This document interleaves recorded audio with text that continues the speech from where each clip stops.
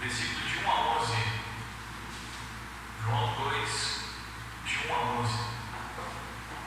A palavra do Senhor diz assim: as bodas de Caná da Galileia é o título aí, o texto do trecho a ser lido. E a palavra diz assim: 3 dias depois houve um casamento em Caná da Galileia, e achando-se ali a mãe de Jesus, Jesus também foi convidado com os seus discípulos para o casamento. Tendo acabado o vinho, a mãe de Jesus lhe disse: eles não têm mais vinho. Mas Jesus lhe disse: mulher, que tenho eu contigo?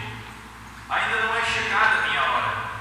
Então ela falou aos serventes: fazei tudo o que ele vos disser.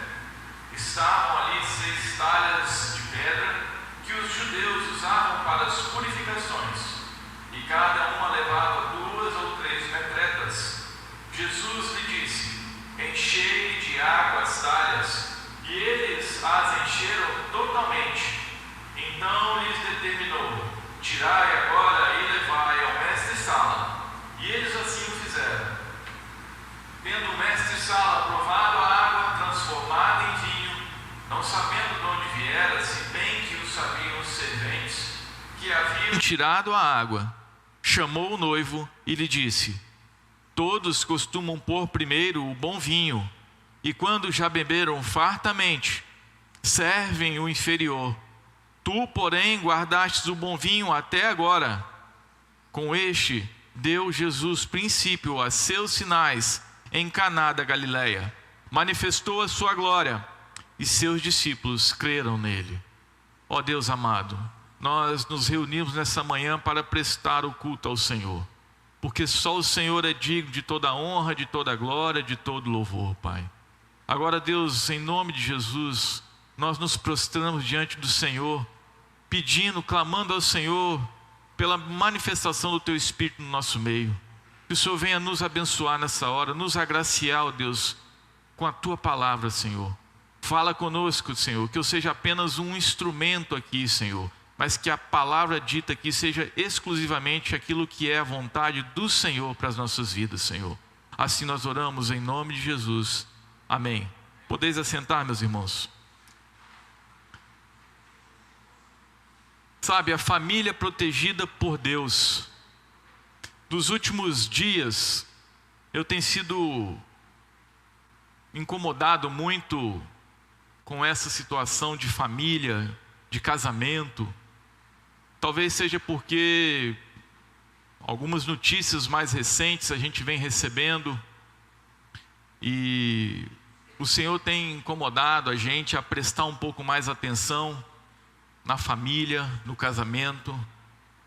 E assim, sabe, meus irmãos, a gente tem visto tanto caso de tragédia nos lares, nas famílias. Agora, recentemente,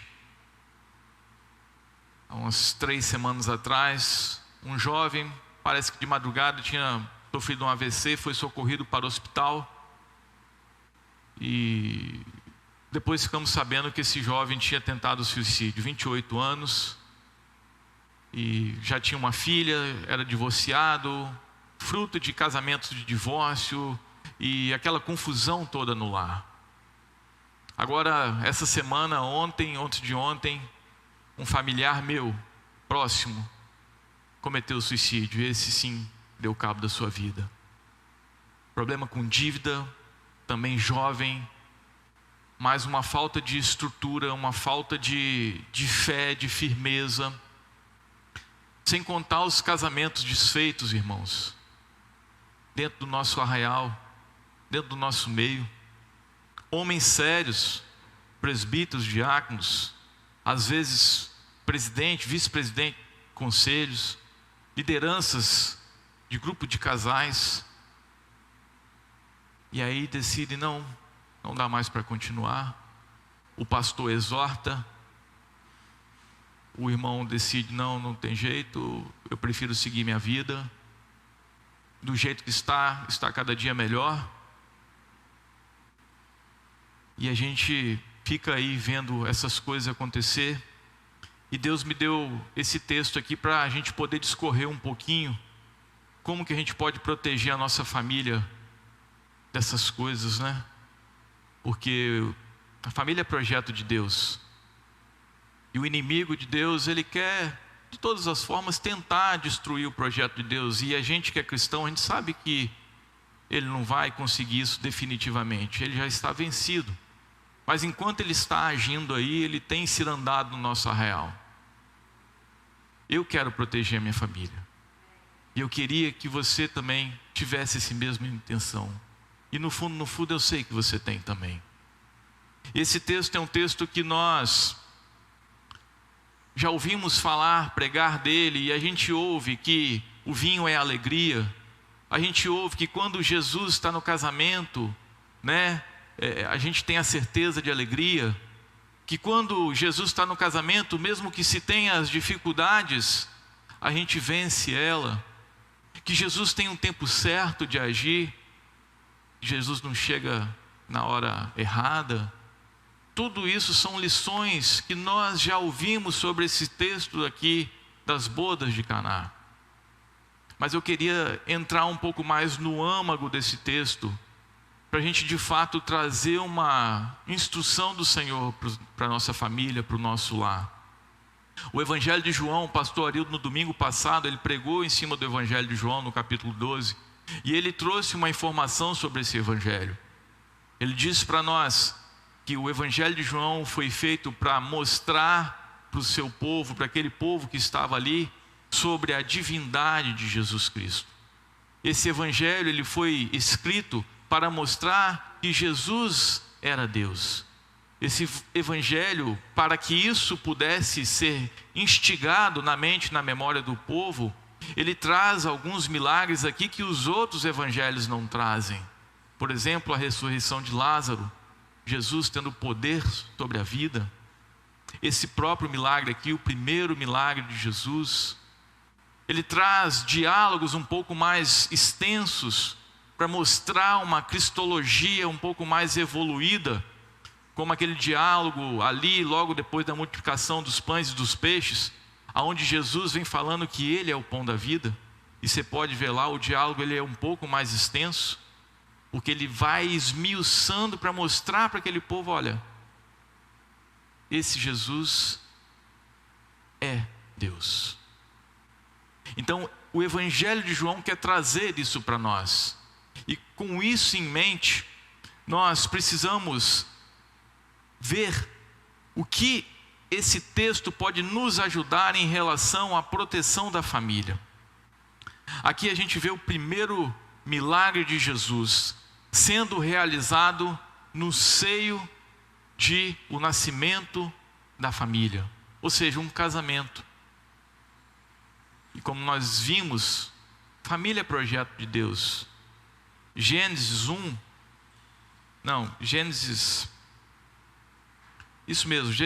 27.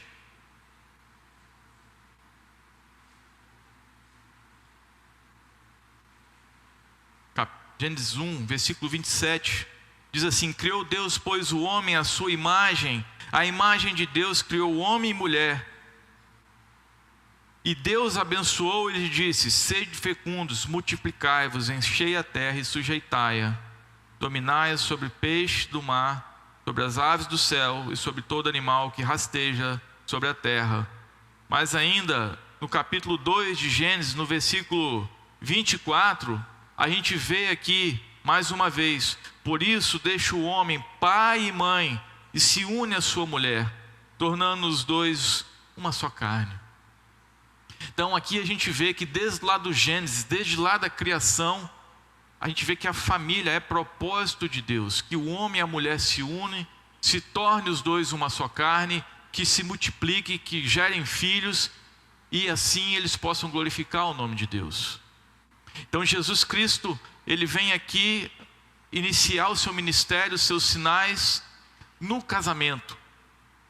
E é interessante que no costume oriental o casamento, ele se dava por alguns dias, a festa de casamento.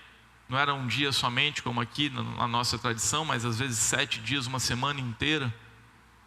E Jesus, diz o texto, assim como a sua mãe e os seus discípulos, foi convidado para aquele casamento. E aqui a gente começa a trazer um pouco mais desse âmago. A gente fala assim: eu sirvo a Deus, eu creio em Jesus Cristo, eu confesso a minha fé, eu venho aqui na frente, eu faço minha pública profissão de fé, e quando eu caso, eu quero casar na igreja. Mas será que eu tenho noção de quem é esse Jesus convidado para esse casamento das bodas de Caná? E quando eu caso na igreja, será que a minha intenção de vir até a igreja é por causa desse Deus e desse Jesus? Ou é por causa de uma vaidade pessoal que quer mostrar para a sociedade que você realizou o seu sonho? E eu quero ousar em dizer que, infelizmente, muitas vezes é uma vaidade social. Esse Jesus que foi convidado aqui para esse casamento, muito provavelmente ali, aqueles noivos que convidaram Jesus como um simples convidado, sabe? Aqui não narra nem que Jesus era o padrinho de casamento. E o padrinho às vezes tem um status um pouco melhor, né? Vem aqui para frente, fica aqui no redor e tal. Mas o texto não narra nem isso. Então Jesus, o que eu posso entender do texto é que Jesus era um simples convidado. Mas se você voltar aí uma página da sua Bíblia, eu quero apresentar para você quem é esse Jesus. Capítulo 1 do Evangelho de João. No princípio era o Verbo, e o Verbo estava com Deus, e o Verbo era Deus. Ele estava no princípio com Deus, e todas as coisas foram feitas por intermédio dele, e sem ele, nada do que foi feito se fez. A vida estava nele, a vida era a luz dos homens, e a luz resplandece nas trevas, e as trevas não prevalecem contra ela.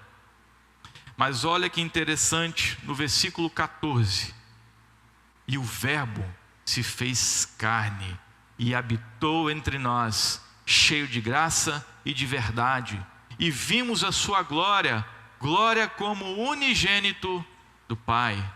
Então, esse Jesus, que era o convidado, talvez um simples convidado da bodas de Caná, talvez e muito provavelmente aqueles noivos, aqueles convidados que estavam ali como Jesus convidado também, não tinham a consciência que Jesus que estava ali era o Jesus de João 1:1, o Verbo encarnado, o próprio Deus. Mas ali havia uma pessoa que sabia quem era Jesus, e essa pessoa era Maria. Maria tinha tido uma experiência de fé.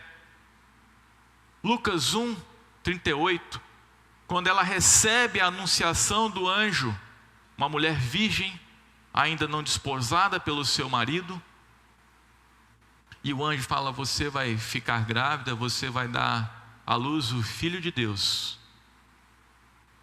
Maria responde com fé ali.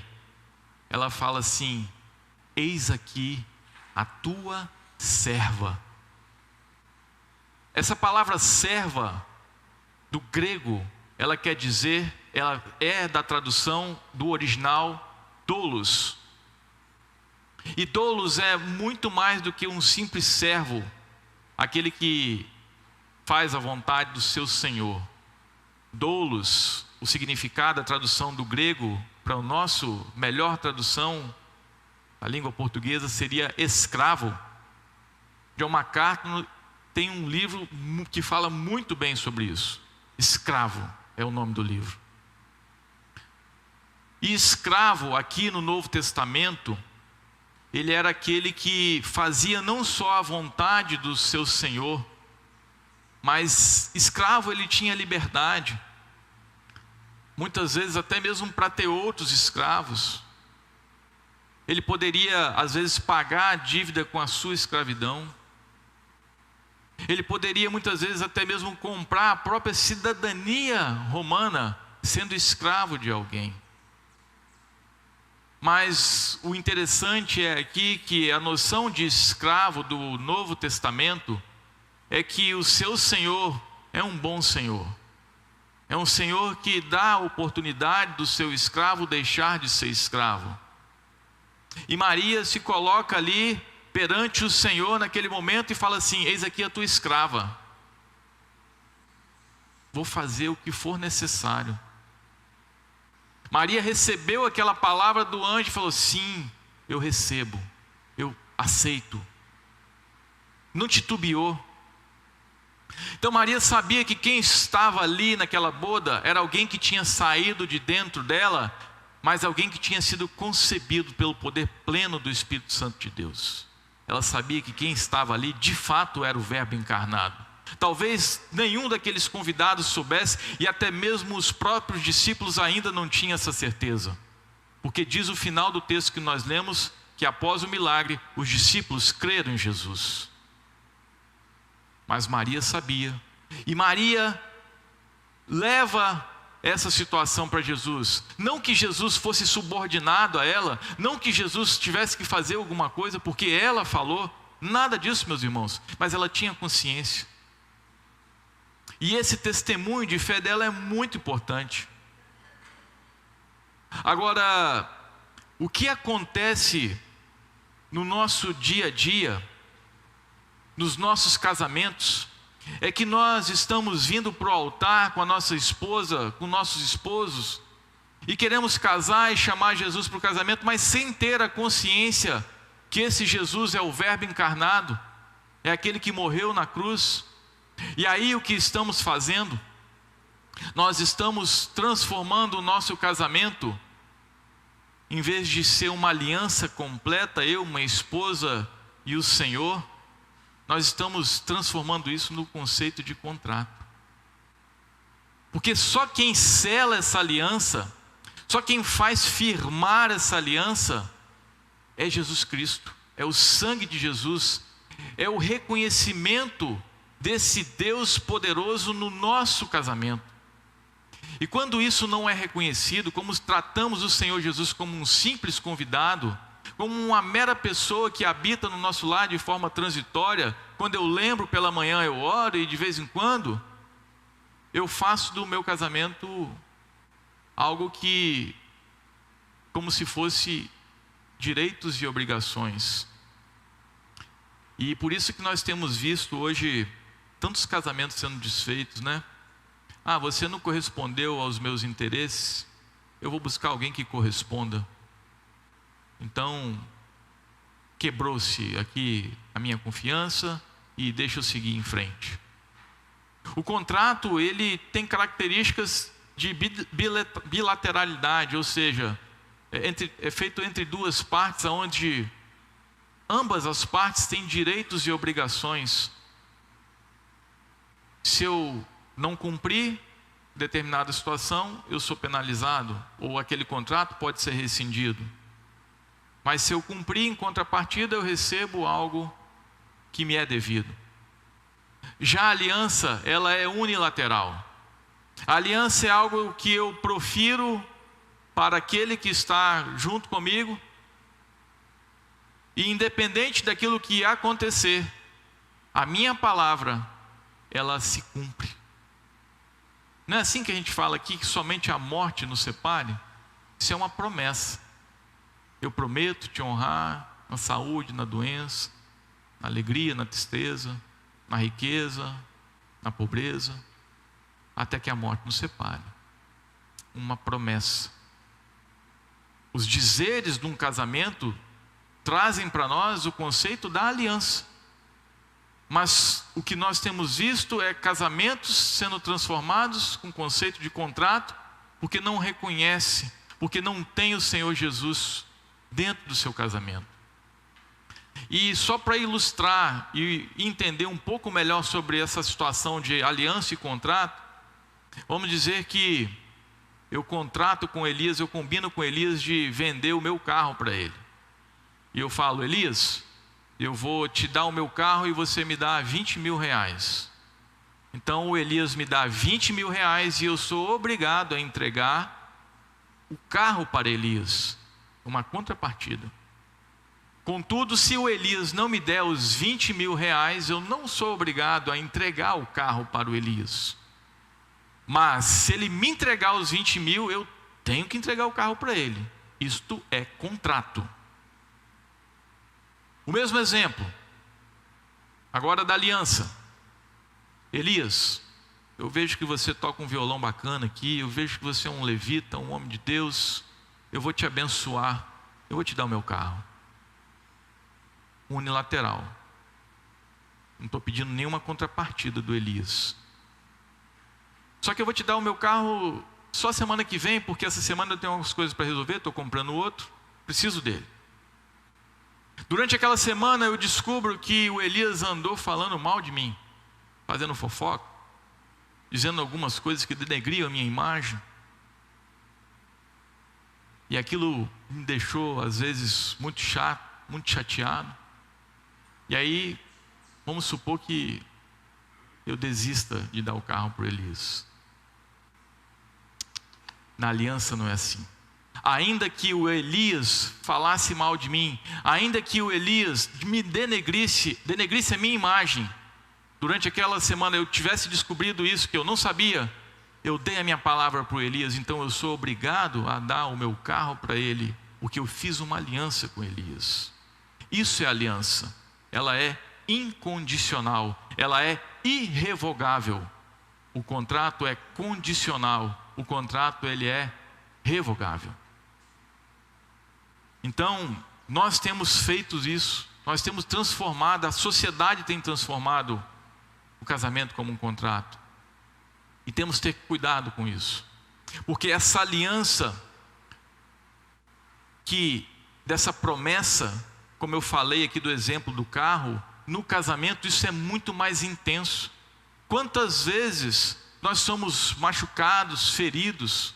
Quantas vezes os cônjuges, muitas vezes, não se entendem e ali se magoam um ao outro, e aí às vezes não tem o sangue de Jesus ali, não tem a ação plena do Espírito Santo de Deus, e aí trata aquele negócio como se fosse um contrato. Fala, não, você me tratou assim, então agora minha contrapartida para você vai ser uma punição. Vai dormir na cama, vai dormir no sofá, né? Vai dormir no sofá, perdeu um ponto. Então a gente precisa entender isso, meus irmãos. E essa é a primeira grande lição desse texto, que mostra para a gente que esse convidado para o casamento, que é Jesus Cristo, ele precisa ser reconhecido como o Verbo encarnado, o verdadeiro Cristo, aquele que derramou o seu sangue. Só Ele pode fazer esses dois vasos de barro que sobem ao altar e quando descem, devem descer um só, se formando uma só carne. Só Jesus tem esse poder. Sabe por quê? João 14,6 diz que Jesus ele é o caminho, a verdade e a vida. Mas em Hebreus 10, 19, mostra para a gente que Jesus, através do seu sangue, ele nos faz adentrar nos santos santos. Jesus, ele nos leva direto ao Senhor. E ao nos levar direto ao Senhor, nós temos a certeza de ter o Senhor agindo no nosso casamento, na nossa família, tratando aquilo que eu e você não temos condição de tratar. A gente tem vivido uma vida tão louca, né? Tão corrida, e temos perdido muitas vezes a nossa intimidade com Deus. Tempo de meditação, tempo de oração, tempo de leitura, que a gente acaba não reconhecendo essas coisas, a gente acaba achando que, eu já sei disso. Será que você sabe mesmo que Jesus deu o sangue dele na cruz, por mim, por você? Você sabe o preço disso? Você sabe o que isso significa? Sabe, lá no Éden, quando Adão e Eva pecaram, eles cozeram para si folhas de figueira. Folha de figueira. Aí o Senhor Deus foi lá, viu aquilo, passou aquele sermão e tal, mas o nosso Deus, que é misericordioso e gracioso, foi lá e fez vestes de pele.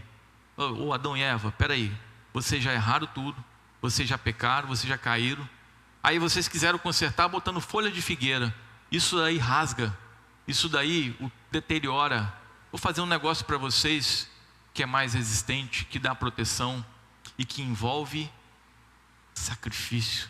Ou vocês acham que a pele daquele animal, o que aconteceu ali? Aquele animal foi sacrificado para ser tirado a pele.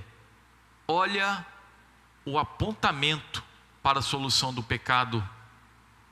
Jesus Cristo foi sacrificado como solução definitiva dos nossos pecados. Mas lá no Éden, aquela vestimenta de pele que o Senhor Deus colocou ali em Adão e Eva, já simbolizava, já mostrava para nós que, peraí, eu sei o que pode ser melhor para você, homem e mulher. Eu sei o que pode ser melhor para o seu casamento. Não é essa folha de figueira.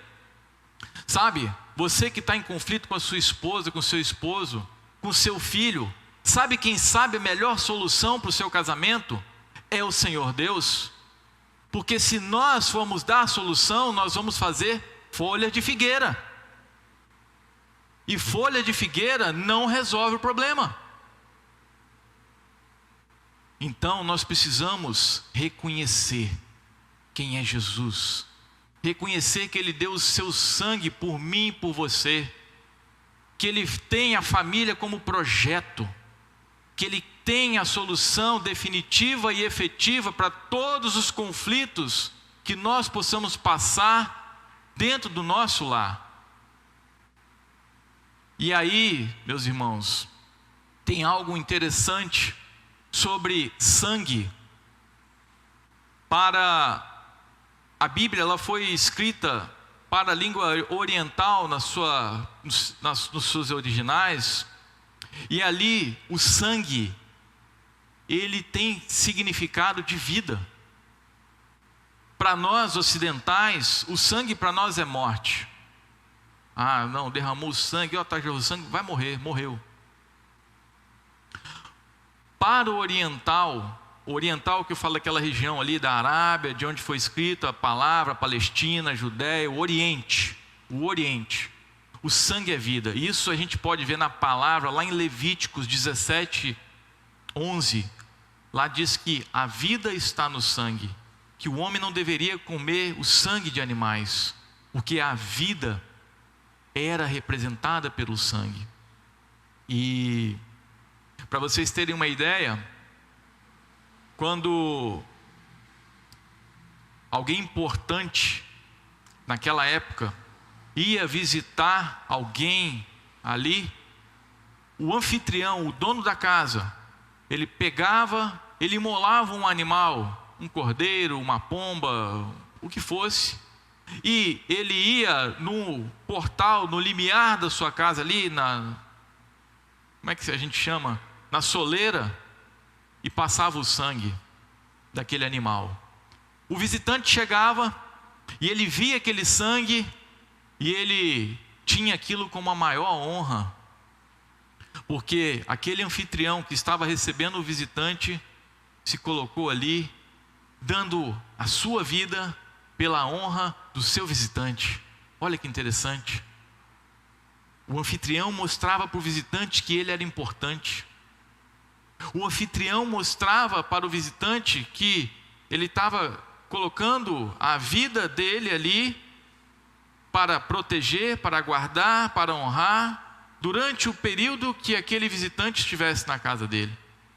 E quanto mais nobre fosse esse visitante, melhor às vezes era o sacrifício. Era o novilho cevado, era o mais gordo. E muitas vezes quando o rei ia visitar alguém se matava o novilho cevado. O mais importante, o mais bonito, porque quem vinha era o rei. E era uma afronta pisar nesse sangue. Se o visitante viesse e não passasse por cima sem pisar nesse sangue, se tornava uma grande afronta para aquele anfitrião. Porque era como se eu estivesse pisando esnobando a vida daquele que se colocou em inteira responsabilidade por mim ali, em amor a mim. E sabe que nós podemos ver isso em Hebreus 10, 26, e aí a gente começa a entender o sentido de algumas coisas que são escritas. 10, 29, quanto mais severo castigo julgais vós, será considerado digno aquele que calcou aos pés o Filho de Deus e profanou o sangue da aliança com o qual foi santificado e ultrajou o Espírito da graça. Todas as vezes que eu ignoro o sangue de Cristo que foi derramado por mim, todas as vezes que eu ignoro, que eu não dou o verdadeiro valor desse sangue, é como se eu estivesse pisando aqui, no limiar da casa de Deus, do sangue de Cristo derramado por mim e por você. E aí, sobre o povo do Oriente ainda, sobre essa situação, e eu quero avançar um pouco mais nisso, porque isso é importante nós entendermos o valor desse sangue de Cristo derramado por nós. Quando um rei conquistava uma determinada aldeia, naquele tempo, ele ia com seu exército para tomar posse daquela aldeia, fincar o seu mastro, e a população ali daquela aldeia fazia exatamente isso, pintava com sangue a soleira das suas casas para dizer para aquele rei que ele era bem-vindo, que aquele povo se colocava em submissão àquele rei, porque entendia que aquele rei ia cuidar daquele povo. Mas para aqueles que não tivessem a soleira pintada com sangue, o rei vinha de longe, já avistava e já mandava o seu exército e aniquilava com aquela casa, porque o rei já via que aquela pessoa seria rebelde. Aquela pessoa seria rebelde. E aí, muitos povos, temendo que o rei não visse o sangue somente na soleira, o que fazia? Pegava folhas, galhos de árvore e passava o sangue não só na soleira, mas passava nos umbrais, passava na porta em cima, bem alto na casa talvez toda, para que de longe o rei pudesse ver o sangue derramado ali. E o que isso mostra para nós, meus irmãos?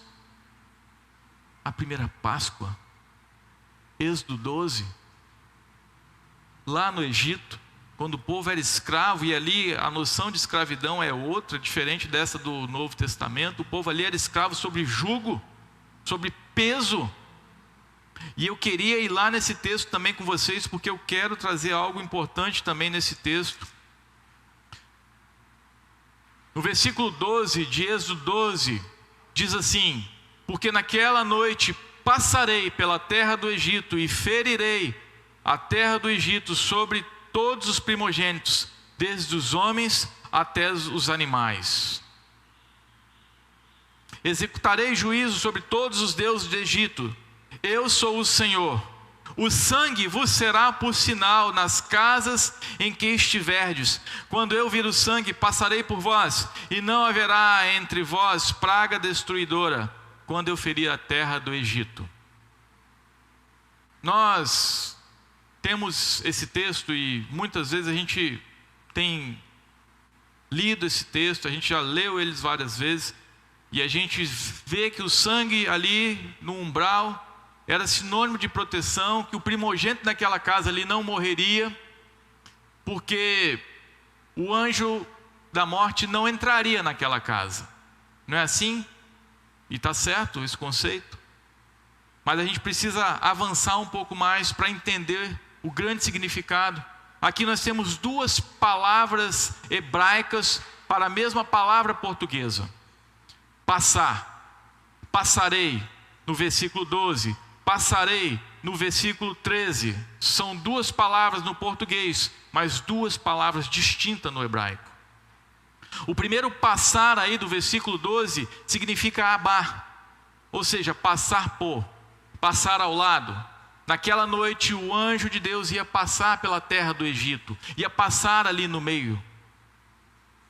Mas no versículo 13, quando eu vir o sangue, passarei por vós. Esse passarei aqui não é abar, mas sim passar. E passar significa cruzar o limiar, atravessar o limiar onde o sangue foi derramado. Então, naquela noite, onde o anjo do Senhor passaria pela terra do Egito e mataria aqueles aonde não tivessem o sangue no umbral, eu deveria passar o sangue no umbral, assim como o rei, quando ia visitar as suas aldeias, e aquele povo entendia isso, por isso foi falado nessa linguagem. Mas aonde eu vi o sangue, eu passarei, passar.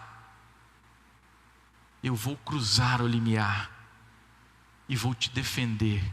Eu, Senhor Deus, eu vou entrar em aliança com você e com a sua família, e vou te proteger para que o anjo não venha destruir a tua casa. O segredo do casamento é esse: nós reconhecermos o sangue de Jesus derramado no limiar do nosso altar, da nossa casa, da nossa soleira, para que quando o inimigo vier destruir ou tentar destruir o nosso casamento, a nossa vida, o nosso relacionamento íntimo, o Senhor Jesus propriamente irá defender a sua família. E aí, eu preciso voltar para o texto, porque muitas vezes nós precisamos fazer coisas em obediência ao Senhor. E aqui, quando percebe-se que esse vinho tinha acabado, e eu vou dizer aqui, o vinho não é só sinônimo de alegria. Quando a gente toma o vinho aqui na ceia, ele representa o que também para nós? O sangue de Cristo derramado por mim, por você. Mas Cristo estava ali. Como que vai acabar o vinho? O sangue de Jesus estava ali. O Jesus próprio, vivo encarnado, estava ali. E aí ele manda chamar os serventes, manda encher aquelas talhas de água,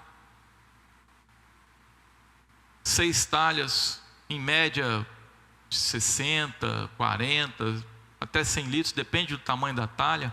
Vamos colocar ali que tinham 500 litros de água. E imagina só, você é servente, garçom de um restaurante, de um cerimonial, e você está acostumado a servir ali e tal. E de repente acaba o vinho e a pessoa chega para você e fala assim: ó, pega a água lá. Mas tudo bem, vou pegar a água. Daí um pouco, pode levar. Opa, peraí, eu acho que você não entendeu direito. O que acabou aqui foi o vinho, não foi a água. O que acabou, Jesus, o que acabou foi o vinho. O que eu vou fazer com essa água? O texto diz que houve alguma reclamação aqui dos serventes. O texto diz que houve alguma coisa aqui, alguma objeçãozinha mínima que fosse. Nenhuma objeção. Esses serventes foram obedientes. E aqui vem outra grande lição desse texto: a obediência. Sabe, no meu e no seu casamento, na minha e na sua família, nós precisamos ser obedientes ao Senhor.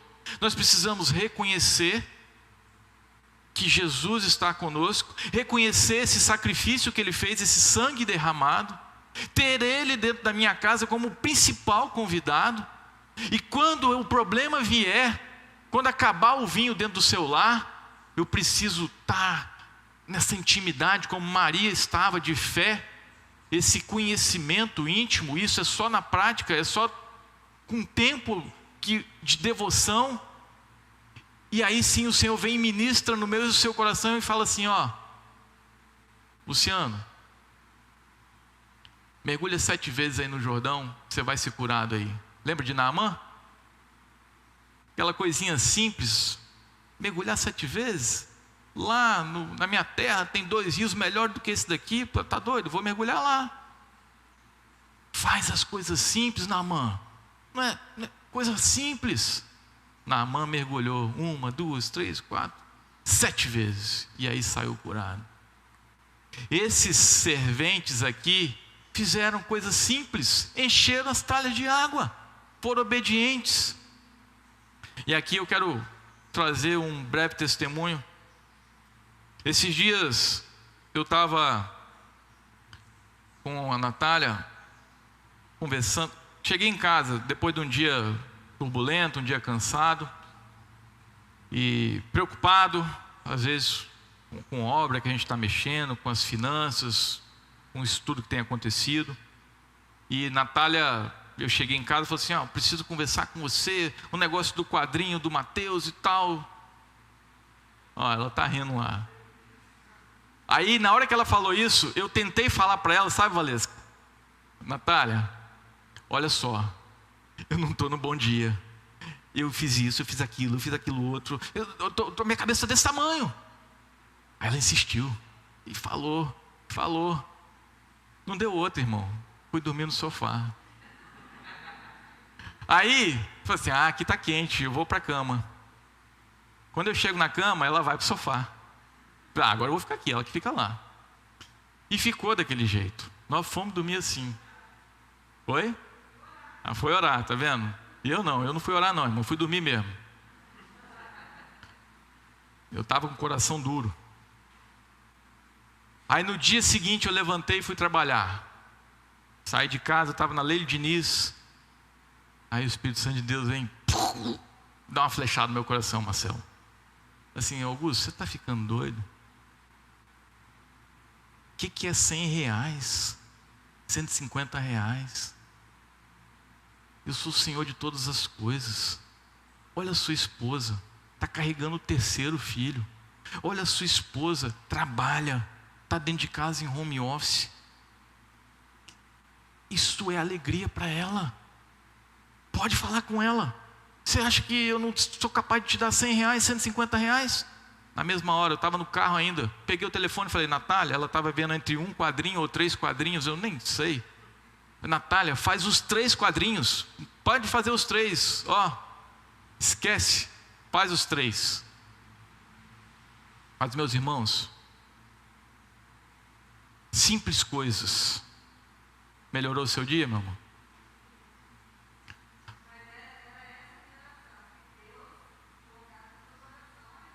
Mas aí, meus irmãos, nós temos que vigiar para aquele que está em pé, veja que não caia, assim diz Paulo. Se nós não estivermos todos os dias em comunhão com o Senhor, buscando o Senhor dia após dia, o Espírito Santo de Deus não vai ministrar no meu e no seu coração com as simples coisas, como ministrou no meu coração naquele dia.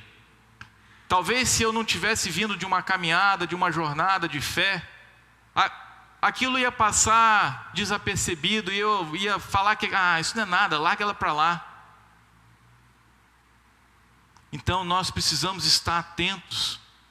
Nós precisamos estar sempre cheios do Espírito Santo de Deus, porque esses problemas acontecem no casamento, esses problemas acontecem na família.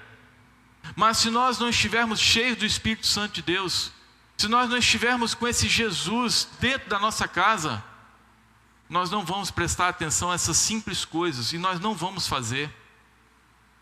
Nós temos que ser obedientes a essas simples coisas. E assim o Senhor ministra o milagre nas nossas vidas. E assim o Senhor faz as pequenas coisas se transformarem em grandes coisas. E assim casamentos são restaurados, situações são tratadas. E aí eu quero dizer também para você, jovem, você que está para casar aí, viu, Tiago Zan? Essa semana a gente já conversou sobre isso já. Cuidado, seja obediente aos seus pais, seja obediente à palavra. Se a palavra está falando aqui, não entreis em julgo desigual, não entreis em julgo desigual. Ah, não, eu vou converter ele. Não, eu vou. Vai. Se nem você é convertido direito. Vai sair um para um lado e outro para o outro. Então, vem. Vai casar, viu, Tiagozão? Dia 17. Lembra do Senhor Jesus. Lembra desse sangue que foi derramado ali naquela cruz. Lembra que quando você passar esse sangue, você tem o Senhor entrando dentro da sua casa para guerrear suas guerras, para lutar junto com você e sua esposa. Mas você precisa reconhecer que Ele é o principal convidado da sua festa de casamento. Ele precisa estar ali verdadeiramente como o principal convidado. E aí, se assim for, Tiago, Ele vai te dar um entendimento em todo o tempo para resolver seja qualquer que for a situação que aconteceu no seu casamento. E o texto termina, e eu já quero terminar também, dizendo que quando aqueles serventes obedeceram a Jesus, encheram as talhas e levaram para o mestre-sala, todos ficaram admirados. Manifestada foi a glória do Senhor Jesus ali, e os seus discípulos creram nele. Todas as vezes que o Senhor transformar a sua casa, problemas na sua vida, no seu casamento, na sua família, tenha certeza que você vai estar glorificando o nome de Deus, que você vai estar testificando a sua própria fé, e que você vai fazer com que outros ao seu redor glorifiquem também o nome de Deus por aquilo que o Senhor está fazendo na sua vida, na sua família, no seu casamento. E uma vez que nós tivermos uma família fortalecida pelo plano e pelo poder do nosso Senhor Jesus, nós vamos ter igrejas mais fortalecidas, casamentos mais sólidos, filhos crescendo com pensamentos mais firmes, que não cometem besteiras, e uma sociedade consequentemente mais fiel, mais temente a Deus, porque nós somos a base dessa sociedade. Se a sociedade está depravada, se a sociedade está deprimente, nós temos responsabilidade com isso também. Que isso possa nascer no nosso lar, que isso possa nascer na nossa casa. Nesse dia, nessa manhã, eu quis trazer para você o significado, a importância, a mensagem daquilo que o Senhor Jesus fez por nós ao derramar o seu sangue na cruz. Ele faz por nós no nosso casamento, e Ele protege a nossa família, desde que nós reconheçamos que Ele é o elo, a aliança entre você e sua esposa, você e o seu esposo. E que ao entrar nesse casamento, você não vai pisar nesse sangue, como estivesse ignorando, estivesse menosprezando, mas você vai tomar para si, e você vai testificar a cada dia, a cada momento. Quando as dificuldades vierem, como aconteceu comigo e com Natália, e não foi a última, eu tenho certeza que outras acontecerão. Mas nós temos um Deus que deu o seu próprio sangue para lutar por mim e por você, para lutar pelo seu casamento, para lutar pelos seus filhos. Não desista, creia somente, o Senhor tem poder. Lembra do endemoniado gadareno? Aquele homem, ali, sepulcros, quebrava, ninguém chegava perto dele. Teve solução para aquele homem. E quem foi a solução? Foi Jesus Cristo. Essa é a solução para a sua família, essa é a solução para o seu casamento. E não importa qual é a situação que esteja o seu casamento. Agora, jovens, torno a dizer, sejam obedientes, porque se já começar errado, né, seu Moisés? Vai dar tudo errado. Sejam obedientes à palavra, sejam obedientes aos seus pais. Tenham intimidade com o Senhor para ouvir para discernir e para colocar em prática aquilo que o Senhor fala através da sua palavra, através dos seus servos. E aí sim você vai ter um casamento firme, aí sim você vai ter a sua família firmada na rocha e protegida por Deus. Amém, meus irmãos?